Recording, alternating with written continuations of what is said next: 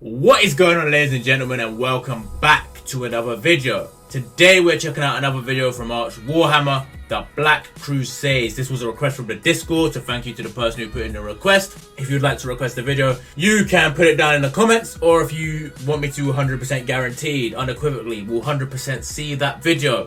Put it on the Discord, join our Discord, why not? Subscribe to the channel, of course. Anyway, yeah, Black Crusades, ladies and gentlemen. I'm very intrigued to watch this video, man, from Arch. Arch is one of the best channels around for Warhammer content, man. Shout out to him, of course. So yeah, man, I'm pretty sure the Black Crusades are like Abaddon, the despoiler, whatever the fuck his name is.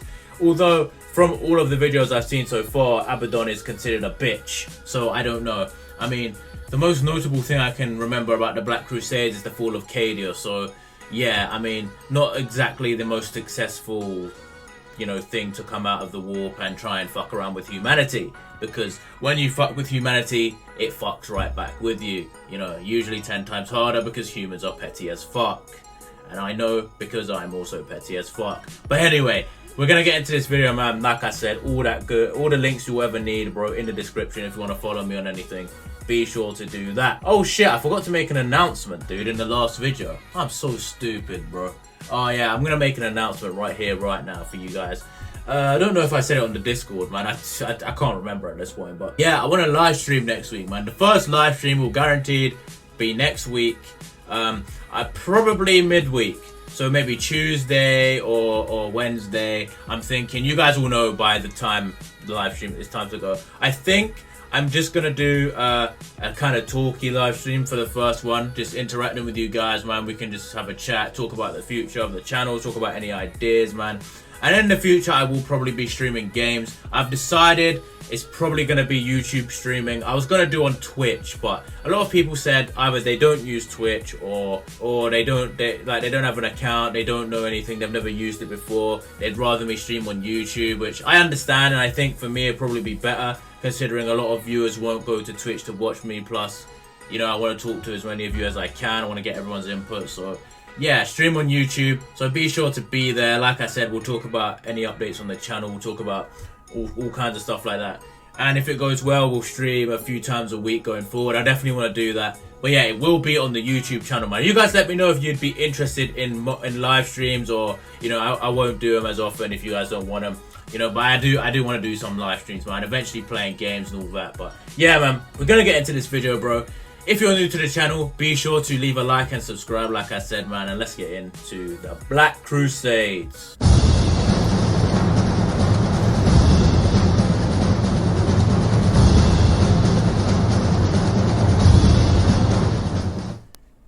Greetings and salutations, friends, and welcome to yet another 40k lore video. Today we are going to be looking at Black Crusades, which is an integral part of modern 40k, and a rather interesting event. You see, in virtually any other science fiction universe, a Black Crusade would be a galactic extinction level event. An unstoppable flood of demons and legions of traitor space marines transported across the void in gargantuan spaceships, including the Blackstone fortresses, which are pretty much the Death Star from Star Wars if you remove the ridiculous weak spots. Oh, and also, the ships themselves are also essentially just gargantuan demonic life forms at this point, as they have been possessed by demonic entities from the warp, turning what was once just good old-fashioned steel and plasma engines and stuff into a massive-ass void-faring monsters with giant plasma hearts that fire lasers of pure undulated hatred. That does not sound fun. I mean, Jesus, mutated ships, dude. That's crazy. I mean, the Tyranids have live ships, so, you know, it's kind of similar to that. Imagine this shit happening, for example, in the Star Wars universe. No. How well do you think stormtroopers would deal with boarding parties of Chaos Space Marines? Or even better, let's imagine Star Trek away teams trying to take on fucking demons. Oh, it would be glorious, if excessively short-lived. If anything, the Star Wars universe probably has a slightly bigger chance just because they've built some truly redonkulously large ships. Of course, the problem with very large ships is that it's virtually impossible for boarding torpedoes to actually miss the damn thing, and I'm pretty sure a single squad of 10 Chaos Marines could probably take on the entire crew of an Eclipse-class Star Destroyer. As long as Darth Vader is not on the ship, you're fine, dude. You're fine. I don't know if lightsabers can deflect heavy bolt shots though, so Darth Vader might be in trouble, dude. Maybe back in the days of the whole Jedi alliance where there was hundreds of Jedi roaming around, maybe then they had a chance, but definitely not now. In all due essence, the point I'm trying to make is that if a Black Crusade hit pretty much any other fantasy universe ever, there would be very little left of said fantasy universe. In 40k, however... Wait, didn't technically that happen in Avengers though? And they won, so... I mean, I guess you could compare it. I mean, the aliens in Avengers, the first one, and like when Thanos comes, they're not really that strong. You know what I'm saying? So maybe not. It's Tuesday. In 40k, there's been fucking 13 of these things, and they haven't even crossed the first bloody hurdle yet. Yeah, that's Granted, a lot of that is down to the illustrious leader of these particular crusades, and don't you worry, we're going to be getting into him. Oh yes, we are, because... before we get into the whys and hows of a Black Crusade, we need to talk about the whos, and specifically who. And of course no video on the Black Crusade would be finished without a brief look at Abaddon the Harmless. The most I don't know what that noise was, but he called him Abaddon. Ha ha! Ah, you failure of a man. Oh my god, that's hilarious, dude. Abaddon, what did he call him? Abaddon. Something like in the terms of being a bitch, dude. That's hilarious, bro. Imagine, dude, if you failed so many times, man. I mean, failure, is a path to success in many ways, but when you fail so hard, maybe you should try a new profession, you know? If you fail at it 13 times in a row, god damn. Like, imagine, like, you work for a big company and you get the investment 13 times. Like, the troops, in this case, and the demons, or the investment from the Chaos Gods to this man. And you just lose all the money every single time. You'd have been fired after the second time, probably. You know what I mean? disappointing son in the history of children. Oof. Somewhere out there in the galaxy, there's a dead woman that's still shaking her head and sighing heavily for having spawned such an absurd amount of utter fail. Ouch. He's also one of the finest examples of GW incompetence out there. Or, well, he was, and then the fuck times rolled around, but...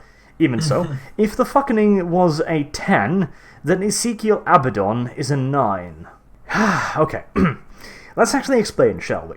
We can save the proper bile for an episode dedicated entirely to Abaddon the Armless. So, Abaddon, the despoiler of plotlines and spawner of memes, is the least competent space marine to have ever turned from the Emperor's light. He was one of the arch-traitor Horace's favoured concubines, or... advisors, depending on if you ask the fluff or anyone that actually plays 40k, and essentially took over Horace's job as the arch-traitor, and now leads what remains of the Sons of Horus, though now they call themselves the Black Legion, after Abaddon had a particularly massive bitch fit, and decided that Horace was really not particularly good at leading them anyway, despite the fact that Horace conquered most of the Imperium, and Abaddon has so far conquered... nothing. Vegetable patch or something? Oh, I'll get into the details surrounding these events at a later time. Hey man, he can now grow carrots, dude. He can now grow onions. You guys laugh at him, but he has a great vegetable farm, dude. I mean, actually, you might have a demon vegetable farm, so he has demon carrots. Ooh. Probably grows Brussels sprouts then, you know what I mean? But that's fine, that's fine. I mean, it's a bit deep that he's criticising Horace, but clearly Horace didn't have a great judgment in who to place his faith in, you know? Though, as this video was really just intended to explain what a Black Crusade is, but it is necessary that you hear about Abaddon, as well, as he will inevitably come up in any conversation about the Black Crusades. So, to return to the point, after the failure of the Great Heresy, most of the remaining traitors fled into the Eye of Terror, and many of these legions were more or less bereft of leadership, either voluntarily or through the machinations that split apart so many of the traitor legions, internal power struggles, and so on. Abaddon, however, refused to admit defeat, and blamed their losses entirely on Horace being a bit of a bitch, and so began preparations to topple the weakling Imperium himself. What kind of irony is that, dude? I don't like to give Horace credit, but the man was a beast, dude. He killed Sanguinius and almost killed the Emperor, bro. Like, let's not. Self, figuring that this would be a pretty simple job. He then went on to fail miserably not once, not twice, not even thrice, but 12 times. He has succeeded with his goals once, that being the 13th Black Crusade, and that was only because he set the bar for success so remarkably low that a mouth-breathing half-wit with severe brain trauma and a live shark shoved so far up his arse that you can hear the Jaws theme music coming out of his fucking nostrils could still have done it, and probably would have done a better bloody job at it as well. And that is why Abaddon has received the name of Abaddon the Harmless. And yet, G-Dubs keeps insisting that he is somehow dangerous. You see, the fine examples of Shellfish over at GW have decided that Abaddon is supposed to be the biggest threat Chaos has to offer, but at the same time they can't have him actually win, because, well, winning would mean he wiped out the Imperium, which would make it somewhat hard to sell more Space Marines. So instead, they keep inventing reasons for why he actually succeeded while failing miserably. Along the lines of, haha, you may have killed all of my dudes and once again defeated my ploy to get past even the fucking doorstep, but really, all I was after was this salt shaker. And then he would run off to his room cackling like a severely drunk grandparent with a bad case of the cray-craze.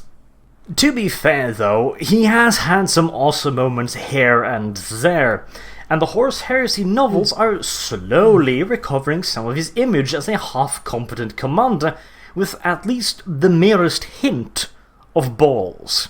And his tabletop model is quite the beast, with some truly nasty special rules, even if the arms have a nasty habit of falling off, thereby granting him his second name, Abaddon the Armless.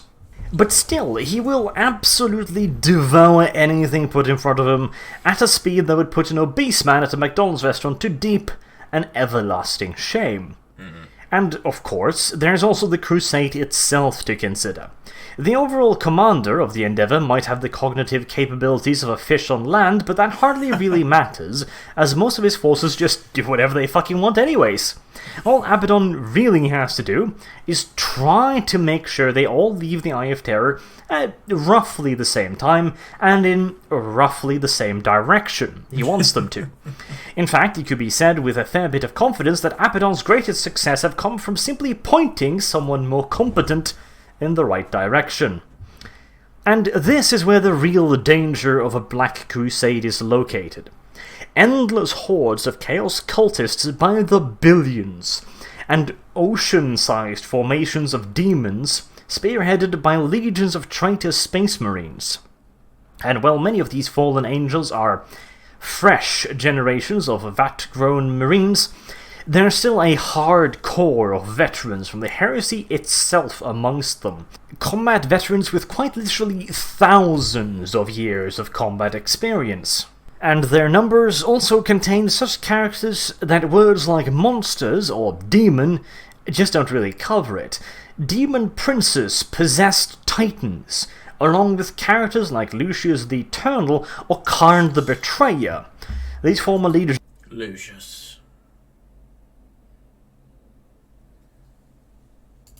were considered some of the best fighters in the Imperium at a time where Primarchs walked the galaxy. And speaking of Primarchs, no demon Primarch would ever submit to Abaddon's command, of course, but they have occasionally ventured outside the Eye, and a Black Crusade led by one of these godlike creatures of raw destruction is an incredible threat.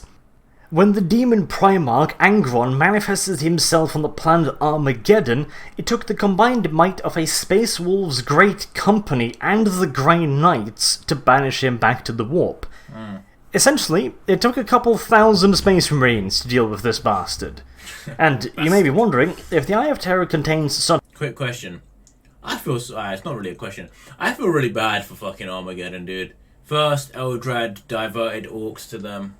You know, now they will forever have feral orcs running around. And Angron went there too. How unlucky can you get, dude? How unlucky. such monstrous forces, why isn't the Imperium long since broken and burned?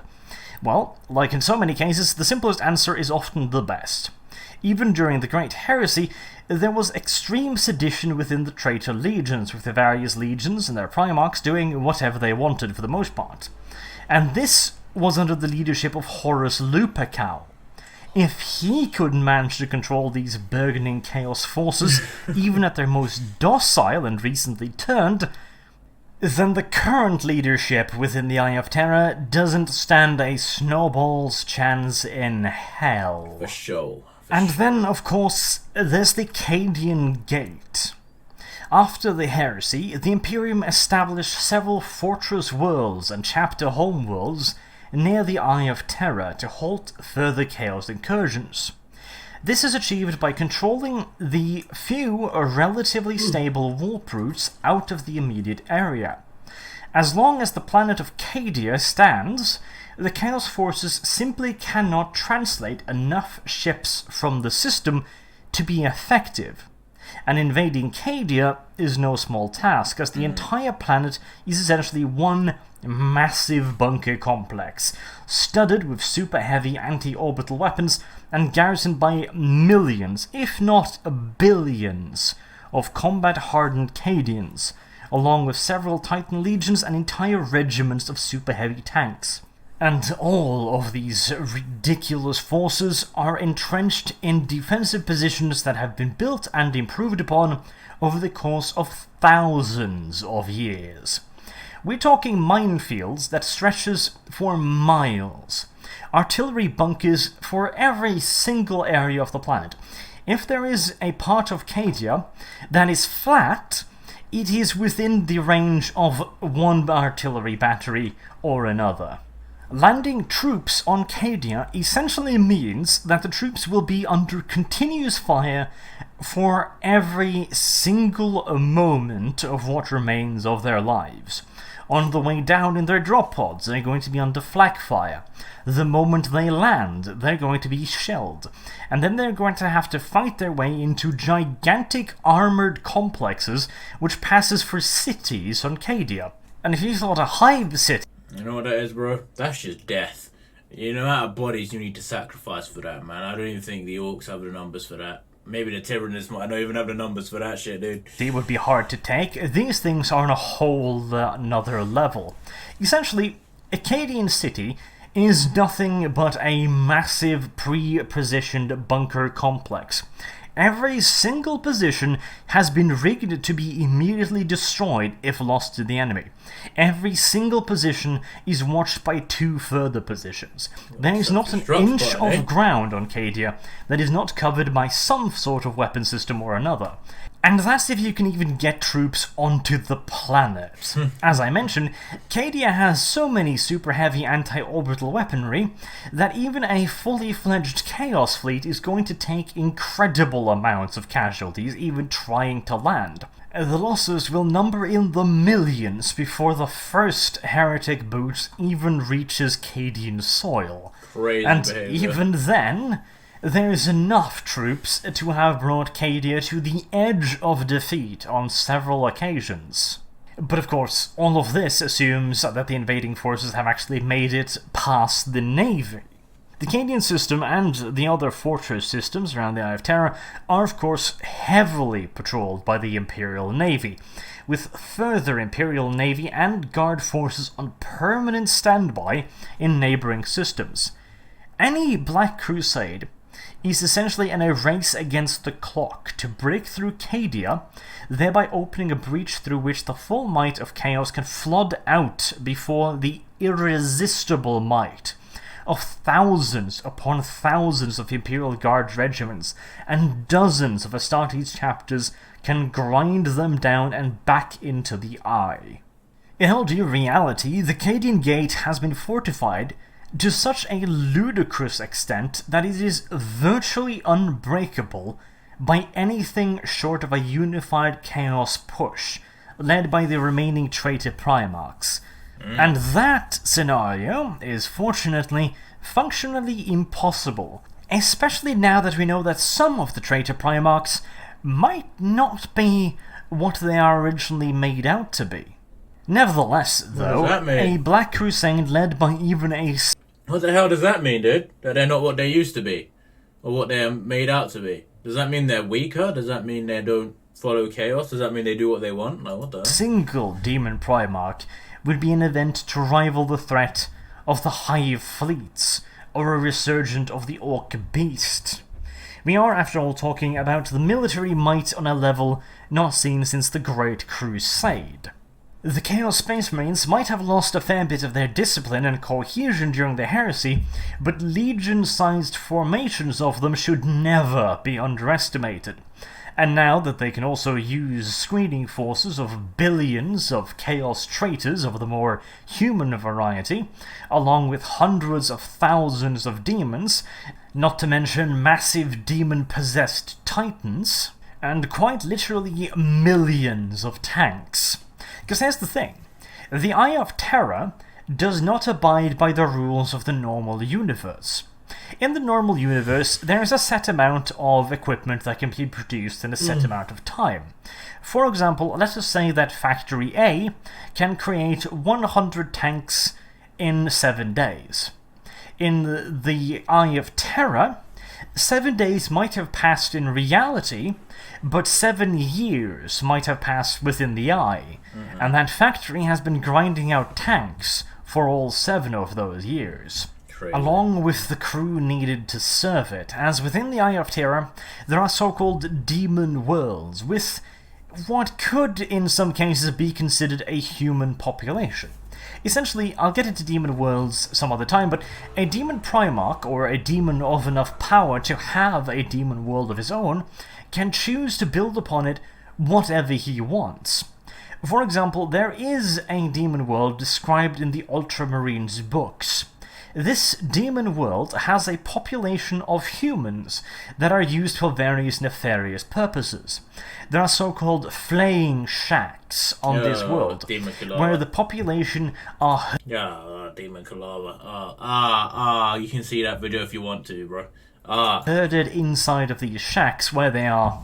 Well, they're called flaying shacks. I'll give you one guess as to what happens inside of them, and are then used as raw materials to create soldiers, to create demon-man hybrids that are used as shock troops. The resources gathered within are also used for other purposes, too horrifying to discuss on YouTube. I agree. And I'm not actually kidding there. The shit they came up with in that particular book series was, rather uncomfortable. In short, within the Eye of Terror, the Chaos Forces can create all the equipment they want, both the men to operate it and the weapons themselves. There is literally no limit, other than Abaddon's rather limited patience, to how much stuff can be made, how many ships can be created, how many tanks can be manufactured, how many guns can be produced in the infernal forges, not to mention aircrafts, personnel weapons, ammunition, etc. A Chaos Crusade should never be underestimated, if for no other reason than because it is an endless threat. There is no limit to how much shit could pour out of the Eye of Terror, and generally speaking, if you've got enough stuff to throw at something, you will eventually be successful, even though it might take tens of thousands of years. Even if it is led by a bleating sheep with a broom up its arse. I've been Arch. Thank you very much for watching, and I do hope to see you all again. Alright, that's the end of that. Well, Abaddon is a loser. That's what I gained from this video, boys and girls. But yeah, man. That's the end of this video, man. If you enjoyed my reaction, be sure to leave a like and subscribe to my channel. You can obviously subscribe to Arch if you haven't already, man. The guy's very, very good Warhammer content, man. But thank you all for watching this video. Be sure to leave a like and subscribe. See you all next time.